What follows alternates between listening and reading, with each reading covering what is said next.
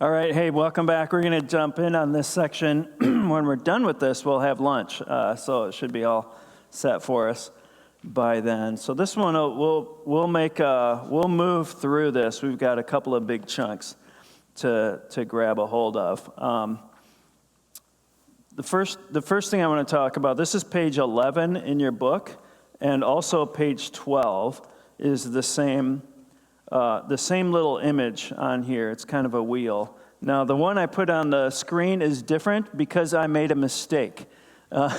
Sometimes we'll teach a values-based version of relational wisdom. There's a course called Relational Wisdom that has been put together from Relational Wisdom 360. And we'll teach what I'm teaching today is a combination of peacemaking and RW, Relational Wisdom. When we teach relational wisdom, we can teach a faith-based version, but we've also created a secular-based one that if you take it online, there's like tons of links to see what the faith-based one, so a secular business can use it, but it creates all these little pathways to the gospel as well. And that's the graphic I grabbed accidentally. So it says values on the top. The one in the book is what we want to be seeing there, and that's that it's God, our relationship with God. Essentially what we have, this is not a new concept. It's a really old one. Augsburger called it the tripolar spirituality. It's this concept that there are three people or three relationships involved in every single relational interaction that we have. So if I talk to my wife, Kimberly, and we have a conversation, there are three of us engaged in that interaction. Me, her, and God. Every single time. All three of us, every interaction has all three. The reason it's important is if our conversation is about like a difference in what we want, something that's moving into conflict, I forget that God's involved. I'm not thinking a whole lot about God or what He wants. I'm thinking about me and what I want. And we're having a conversation where I'm losing sight of that. So keeping in mind the three dimensions of relationship is really important. That all three of us are involved in every one of these relationships. And in each one of them, there are two dynamics that are in play every time. And you can see it on the chart. There's awareness and engagement.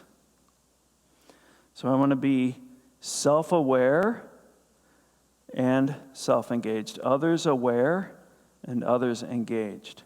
The awareness is what I think about that person. I need to be God aware and God engaged. Awareness is what I understand to be the thoughts and feelings and the state of things with that person. The engagement is the interaction, what I'm doing, what I'm saying, what I'm asking for. And we always want to be aware before we're engaged. We get into trouble when we engage without awareness. Really simple example of that is when we're driving down the road and that other car comes up really fast and passes me on the right. I am really ready to engage with that other person. I can engage with them in a lot of ways. In my heart, I'm thinking all kinds of things about them. I know who they are, right? They are a maniac. And they're driving or they're drunk. Or like I was driving in Minneapolis last week and I pulled out my phone and held it up on the steering wheel to record the guy because he's like this, right? He's weaving all over. And I'm like, I might be able to get an accident that's, and they might need video evidence for this. So, because I'm making assumptions about that person. I'm engaging, whether I'm recording them, yelling at them, which I have to confess I do sometimes still, or maybe in my younger days, I would drive aggressively to match their speed. I don't know why. I thought that was, or if I got passed by a cop especially, I'd pull right in and think, he can't pull me over because he's doing this speed without lights. We engage without being aware. The truth is, What is happening in the heart and mind of that other driver who's driving in a way that seems too fast to me? What is happening? What are they thinking? We don't know. We don't know. Is it possible his wife is in labor and he's trying to get her to the hospital? It's possible. I don't actually know. What if that was true? I might even get out ahead of him with my hazard lights on and clear a path. I don't know. But I want to engage without awareness. And we do that so often with people. We want to engage with them without having awareness. The fact is, we do it with God as well. I want to engage with God without really having an awareness. What should I be aware of when I pray, when I engage with God?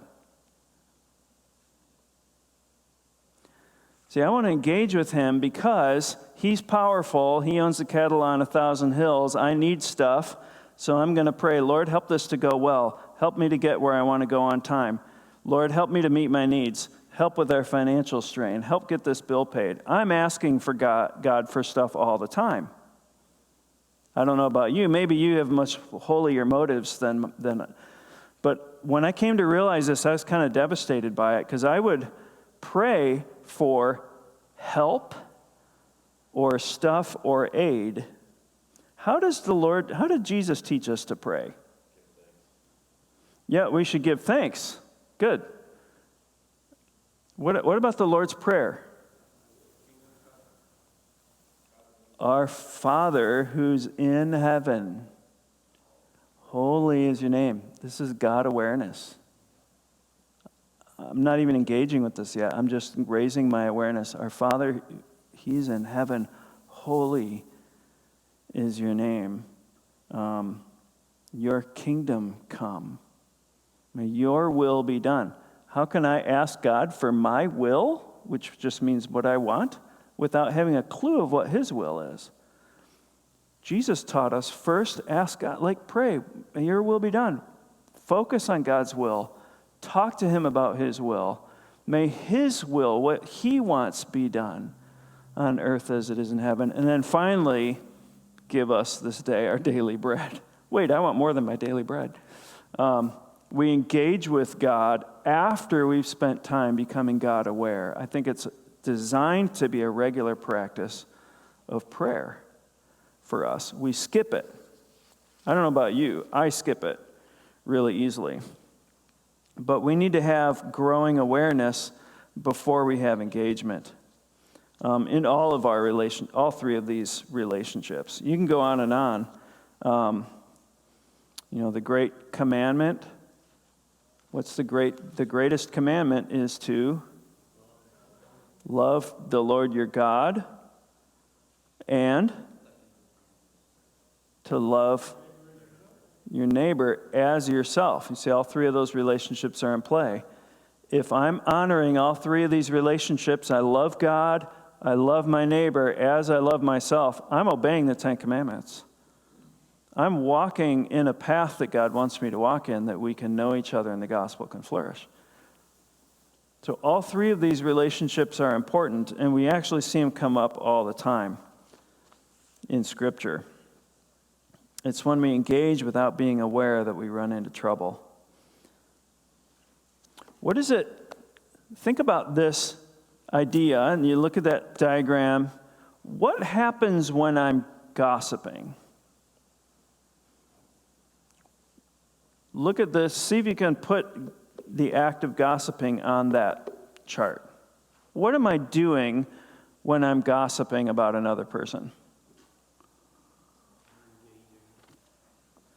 Oh, there's engagement. Good. Yep. I'm engaging with, say, my buddy Steve. Okay? Yeah, self-engagement's happening. Others' engagement. It's the person I'm actually talking with. And what are we doing?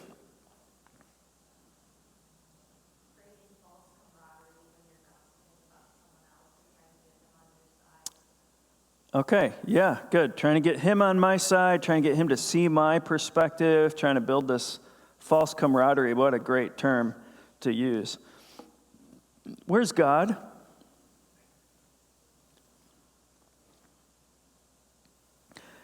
Do I usually go like, oh man, I heard this great stuff about Jim. I'm going to go talk to Steve about this. This is great. Because I want Steve to know what God thinks about this. No, that's not what I'm thinking. It's almost in a way, I think in some way, I'm self-engaged. I'm putting my buddy Steve in the God spot to talk about another person who's not present. Because what am I asking Steve to do, right? I'm asking him to hear, to understand, maybe to reinforce me or do something about it. Or this is how we should pray. It should be when I hear this thing or have something to say, I should be talking to God about the other person. It's almost like I'm asking Steve to do something he can't do. And that's often how it feels when someone comes to you with gossip. You're in the spot of like, well, what do you want me to do with this information? I don't know what to do. I can't really go to the other person now because you've made this a confidence, but it feels kind of icky. And how do I help you? Because this is unhealthy. It's almost like we put someone in this God position that can't work. It's not a healthy place to be. But that little chart is really helpful for me. I think about that a lot. I think it really helps to understand,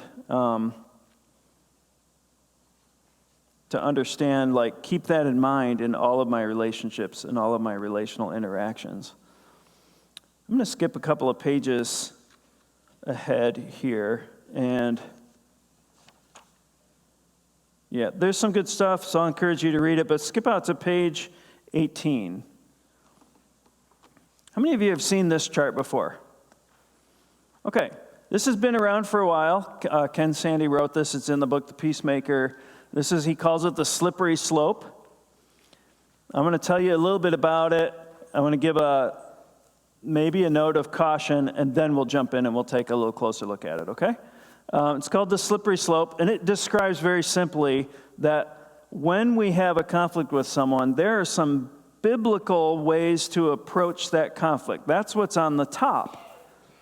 But what tends to happen is we tend to slip off one side or the other.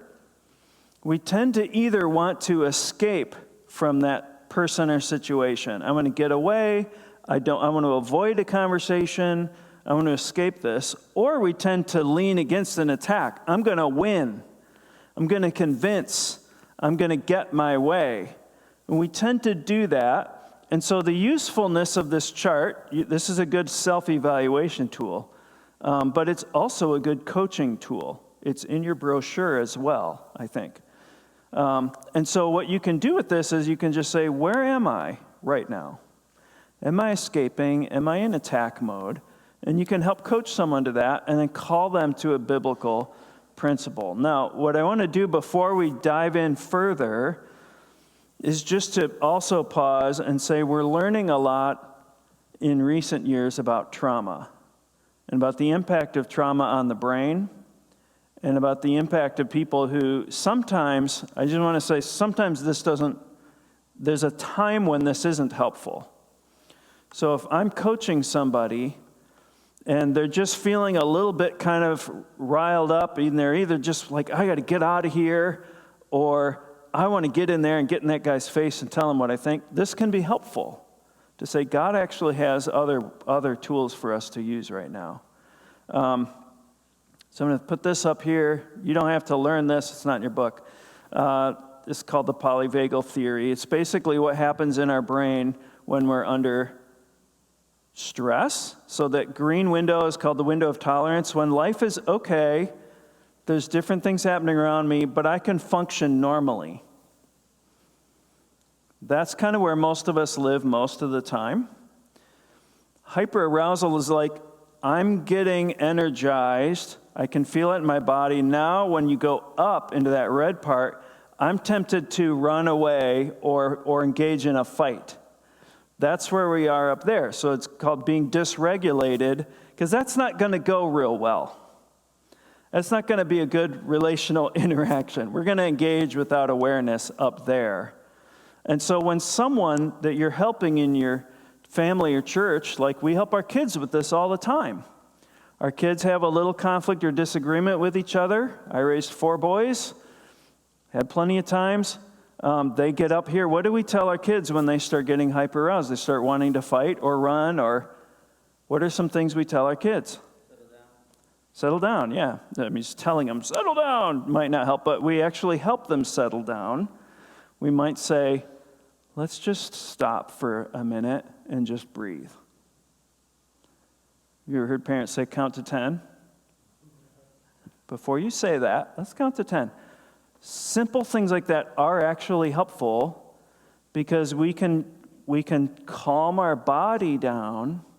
When we calm our body down, we calm our mind down, and we get back into our window of tolerance where we can function in a good way.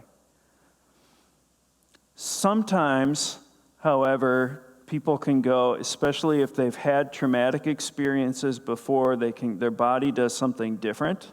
This is just good to be aware of. They call it hypoarousal, where a different system in their body can start to shut them down.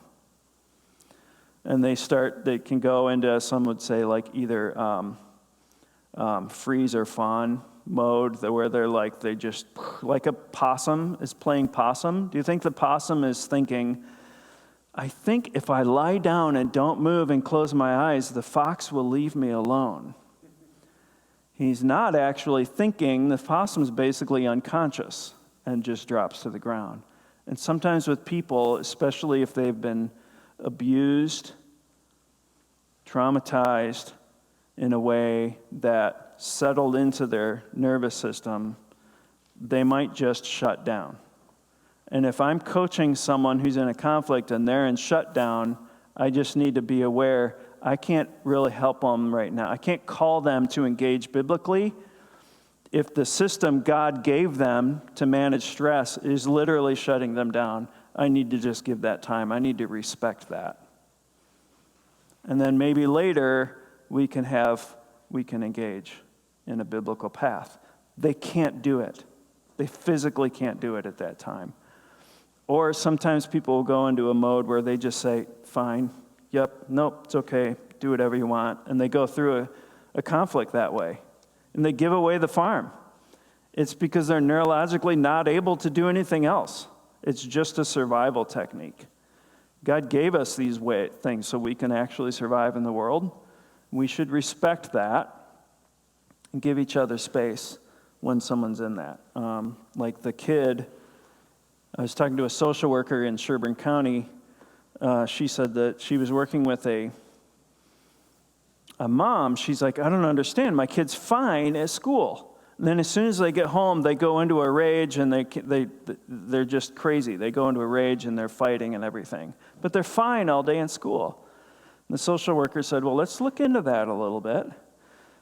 And realized the child wasn't fine at school. He was so overwhelmed with all the tensions and pushes and pulls and social dynamics, he was actually just shut down when he was at school.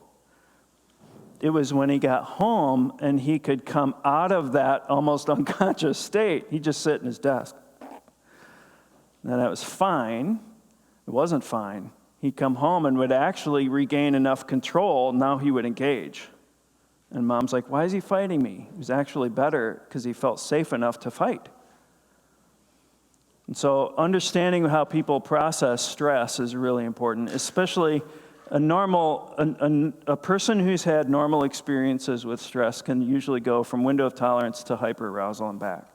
Someone who's been abused, they'll sometimes struggle with something else, and it's just important to acknowledge that, what that is, and give people space and give them grace, and then find other times and other ways to help. Does that make sense?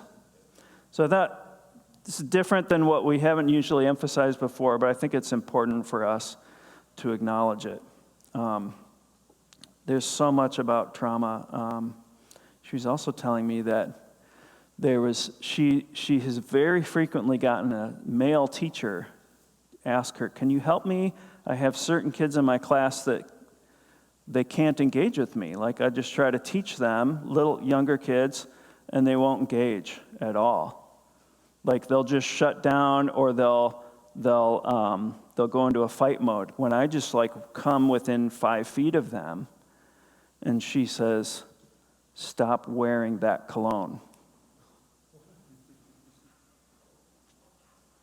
And there's a couple common brands of cheap cologne that she says just in our county she's seen so many kids that were abused by someone wearing that cologne that when the teacher wears it and they get within smelling distance, the kid goes into hypoarousal and they're done. Triggered them. Smell is a very powerful, a lot of memory settles into the part of our brain where smell registers, and it's a deep emotional part of our brain. So the teacher would switch the cologne or not wear cologne, go to school the next day, and have a normal relationship with that student. Student didn't know what was going on. So there's a lot about the brain that God designed, and we want to just be able to pay attention to that. So, after all that, take a breath, re-regulate back into our window of tolerance. And let's take a quick look at this chart. I find it really helpful. It describes some escape responses. When we're in conflict, we can have denial, where we just pretend it doesn't exist. We pretend it's fine. We pretend that we don't need to respond to it. It's just like this way of not dealing with something that we should, because it's easier to not deal with it. Or flight, or even suicide, of saying, I'm gonna quit the job and leave. People usually don't quit a job because they don't like the job. They quit the job because they don't like their boss. Most often. You know, it's just a way of escape, of getting out of there. Or divorce, you know. Be like, I'm going to kill the marriage and leave because I just need to get out of here. Pastors leave ministry. They'll leave churches. They'll even leave ministries. People will leave a church. Escape becomes a really powerful thing to do because we don't know what else to do. We don't see hope. On the other side, the attack responses, you know, we call the one peace faking, the other one is peace breaking, where assault, litigation, or murder, I'm going to win at all costs. I'm going to force my way. I'm going to be understood. I'll talk louder. I'll get more people to speak on my behalf until you hear. All kinds of ways that we go into assault mode, or we litigate each other, or we can, you know, Jesus said you've heard it said, don't murder, but you hate your brother in your heart. You murdered in your heart. How often do we do that? Or we go to assassinate someone's character. Or by gossiping with negative things, which is slander, we're destroying their reputation in someone else's eyes because it makes us feel justified. So when you think about the escape responses or the attack responses, and by the way, we all do them to some degree, which one do you tend to do? Do you raise your hand if you tend to be more on the escape side? Tend to just get me out of here. Okay, raise your hand if you tend to be more on the attack side. Okay, pretty even mix. Interesting. That's good. It is kind of funny.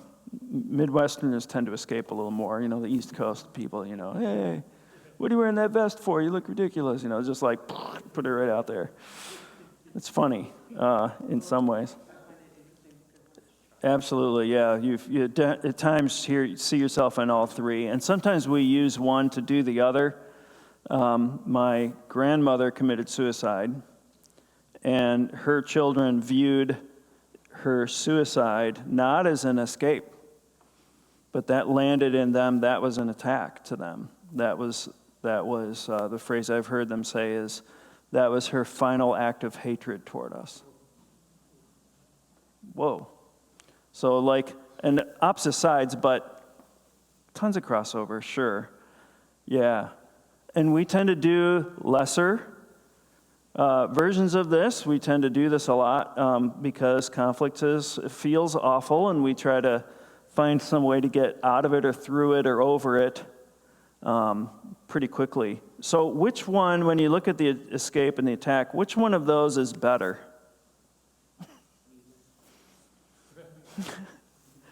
Why do you, but you choose one sometimes. I sometimes choose one and not the other. What's behind that? Why do you make that choice? Yep. Yeah, which one on those two sides leads toward healing and restoration of broken relationships? They don't. Neither one of them does. So the top part, just give you a quick overview of those options on the top. The first is overlooking. Overlooking gets confused with denial in our hearts real easily, but overlooking is different. When I overlook someone's sin, I actually acknowledge that they did something wrong, but I can just choose to forgive them in my heart, not hold it against them, and move on, and it's okay. And there should be good, healthy doses of overlooking in our relationships with each other. There are times when we can't overlook. We'll talk about that in a little bit. Like, when do I not overlook? When am I actually just denying? Right? But overlooking is a biblical thing. Proverbs says it's to one's glory to overlook an offense. The next part is reconciliation, and that's when I go to you and we talk about it. Probably involves confession of sin, maybe both ways. But we're going to go and we're going to have a conversation and reconcile, as Jesus said, just between the two of you. Win your brother over. Just go have the conversation. Keep it small. It's between the two of you. Deal with it right there. And God is pleased and honored by that. Yes? Yeah. So interestingly, if I feel like you've stepped on my toes as my pastor, and I choose to overlook that offense and move on, I don't tell you that. As soon as I tell you that, now it's not overlooking anymore. That's kind of the point of, like, you said something, it kind of like felt like you said something in your sermon, you gave an illustration, it kind of felt a little offensive to me personally, but I can understand maybe you had a different thing in mind, or you weren't thinking about that one piece of it. And so I can give you that grace, overlook it, and love your teaching and my pastor, whatever. But if I come to you and tell you about it, now I'm not overlooking. I'm actually coming. Now it should be, that's a reconciliation attempt. Like, I need to talk about this because there was an offense between us. But if they're saying, no, you did this thing and I overlooked it, I don't think they really did. I think it sounds like something that needs to be talked about.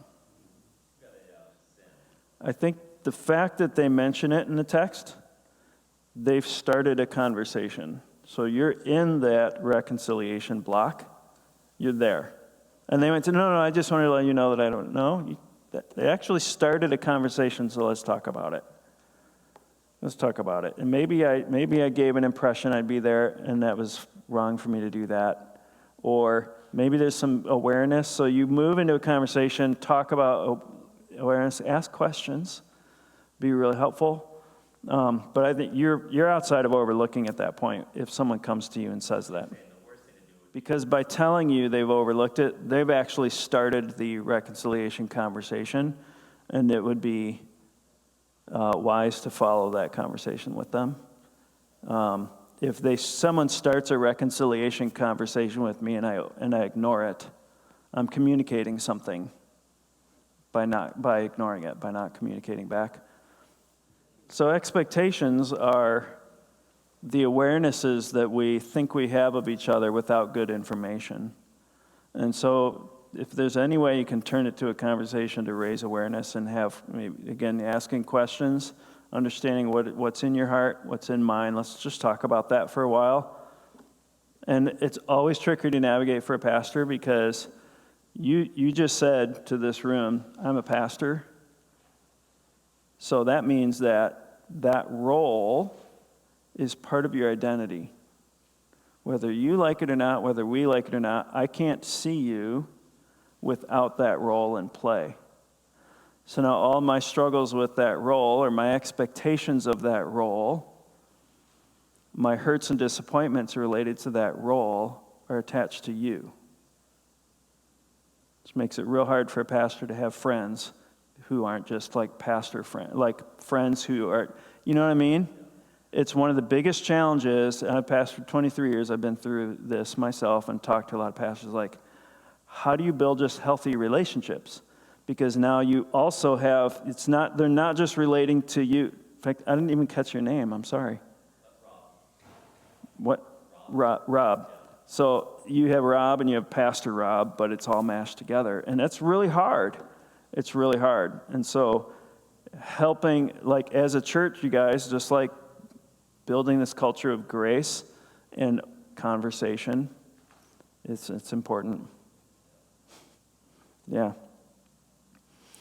Let me finish going through this, then we'll pause for lunch. So reconciliation is, there was that hurt, the expectation, that thing, let's talk about it. Negotiation is if it's this kind of the same thing, but it's if there's a material part that's left undone. Like, I loaned you my car, and when you returned it, there was a big dent on the side.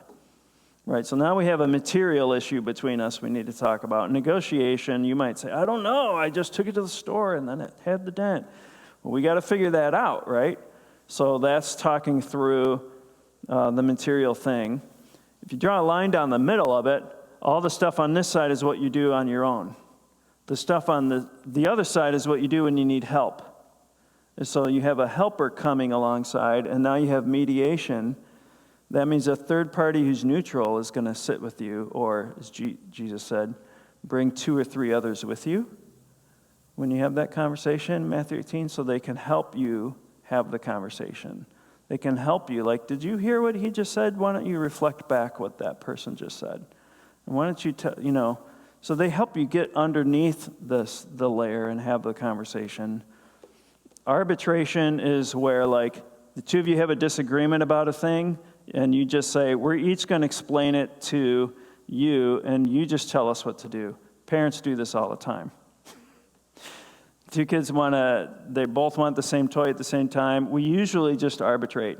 It's his turn now. In 10 minutes, I'll set the timer. It's his turn. That's an arbitration. It doesn't actually help their relationship. It just takes the pressure of that decision off. Someone else makes the decision.